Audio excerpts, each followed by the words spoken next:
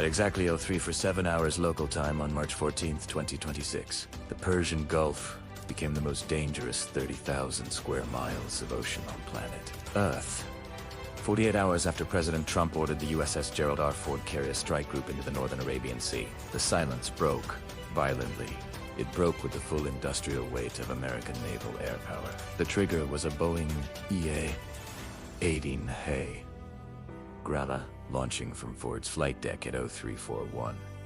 Its mission was not to drop a single bomb. Its mission was to blind every radar antenna on the island simultaneously, at Mach 0.9, at 25,000 feet. Viper 21's jamming pods began flooding every known Iranian radar frequency, including the Russian export Nibahum early warning system. In exactly 23 seconds, the Iranian air picture over Kharg went from a wall of targets to static white noise. The kill chain was live.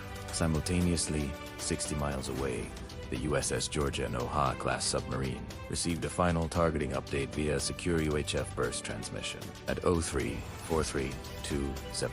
The first Tomahawk punched through the surface of the Persian Gulf in a column of white steam and flame. In 97 seconds, Georgia had put 22 Tomahawks into the air. IRGC, a 450-kilogram joint multi-fex warhead system. These warheads were engineered to penetrate reinforced concrete storage tanks before detonating inside, causing catastrophic internal structural collapse. The Iranian Revolutionary Guard Corps' naval commander, Rear Admiral Alireza Tangsiri, had pre-positioned Rod anti-aircraft missiles on the southern jet. The moment VIPER-21's jamming activated, his command and control network fragmented. His operators were staring at screens full of white electronic snow. He had exactly 4 minutes and 11 seconds before the first Tomahawk arrived, and there was absolutely nothing they could do about it. At 03-47-228, the first Tomahawk's radar locked onto the LPG storage tanks at Kharg's northern complex. Impact, secondary explosions detonated as pressurized gas ignited in fireballs that lit up the Persian Gulf like a second sunrise. Simultaneously, Super Hornets from VFA-31 began LRASM long-range anti-ship missiles at the island's hardened pier infrastructure. Each pier was struck by 2 LRASM warheads, destroying the loading arms and the subsea pipeline connections. Iran's response came hard. 2 Rod missiles launched blind through the jamming, guided by a backup optical tracking system. But, a battery of 4 newer anti-ship missiles ignited and tracked on the closest contact, the USS Lati Gulf, a Ticonderoga-class cruiser. The Aegis combat system on Lati Gulf detected the launches in 0.3 seconds. SPY-1D radar tracked all 4 simultaneously.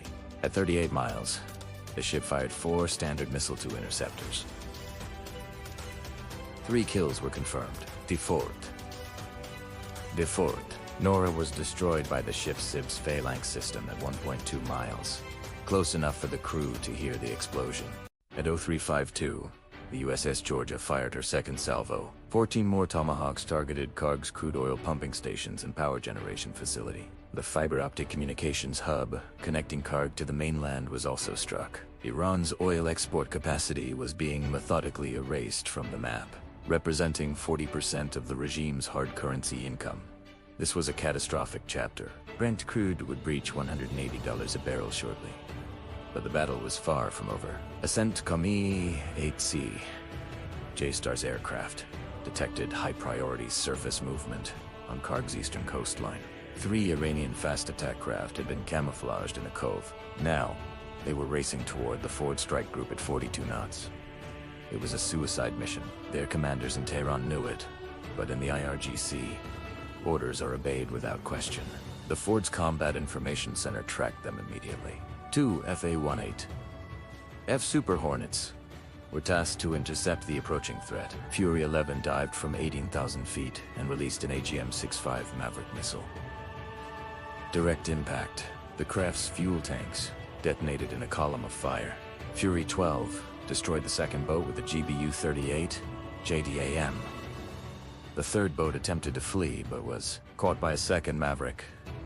The engagement lasted just over 2 minutes. 0 American aircraft were damaged. 0 Iranian sailors survived the encounter. At 0411 hours, a far more dangerous threat emerged. The USS Hampton detected a submerged contact, an Iranian Kilo-class submarine. The Tariq was lying in wait, batteries silent, listening.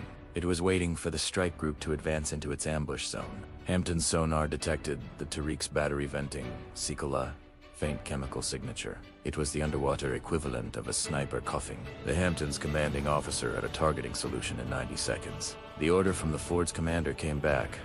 Prosecute. Hampton executed a slow, silent, lateral repositioning. Moving into the Iranian submarine's sonar baffles the acoustic blind spot instead of a kill shot.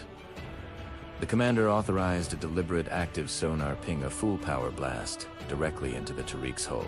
The effect inside the Tariq was like being inside a church bell struck by a freight train. Equipment became projectiles, eardrums ruptured. The Tariq's commander understood. He had been outmaneuvered. He blew his ballast tanks and surfaced within 6 minutes. The Gerald Ford strike group maintained patrols over the burning island, denying any rescue or repair operations for 6 hours. Satellite imagery showed 14 of Kharg's 17 storage tanks destroyed. Operations would not resume for a minimum of 8 months. The Tariq was escorted to international waters and released, a calculated act of restraint more terrifying than sinking it would have been. This was an economic, military, and psychological amputation. What would you do if you were sitting in Tehran's Emergency War Council tonight?